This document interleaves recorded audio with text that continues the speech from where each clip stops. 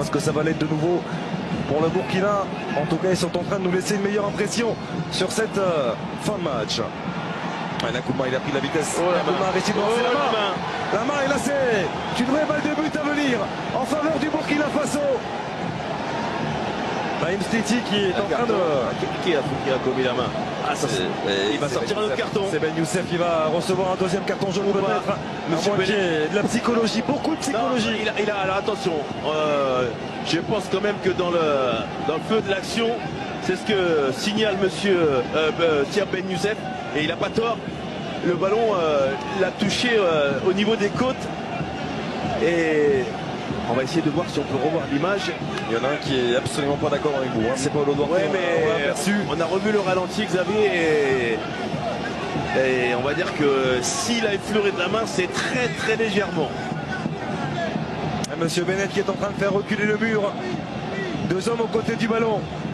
Bertrand Traoré et le nouvel entrant Aristide Mansé. Parce que s'il a touché le ballon de la main, étant donné que c'est dans l'axe du but, ça peut être considéré comme un acte d'anti-jeu, donc on peut récolter un carton jaune. Avec peut-être un petit décalage de la part de Bertrand Traoré pour la frappe en puissance d'Aristide Mansé. Ouais, puissance. Il va falloir passer le mur pour Aristide Mansé. Il y a le décalage de Bertrand Traoré avec la frappe de Mansé.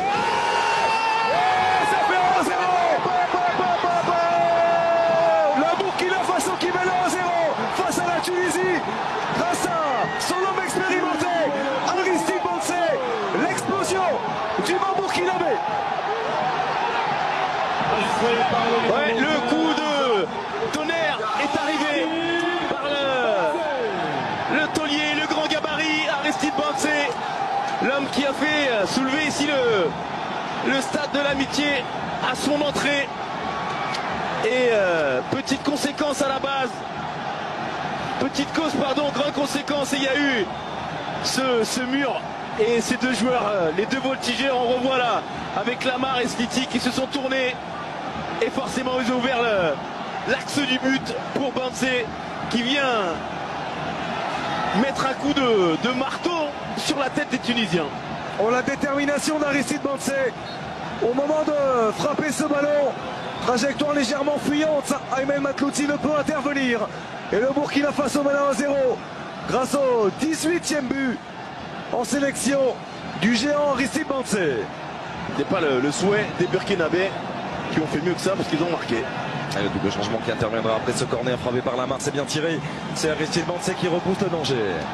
Oh, attention, attention au contre. Attention au contre avec Nakoulma. Où il va? Les jambes de Nakoulma, Matlouti qui est parti à la voiture. Où il va? Et ça va faire 2-0.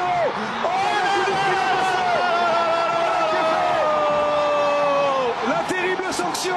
Quelle folie sur ce contre, suite à ce corner tiré par Hamza Lamar.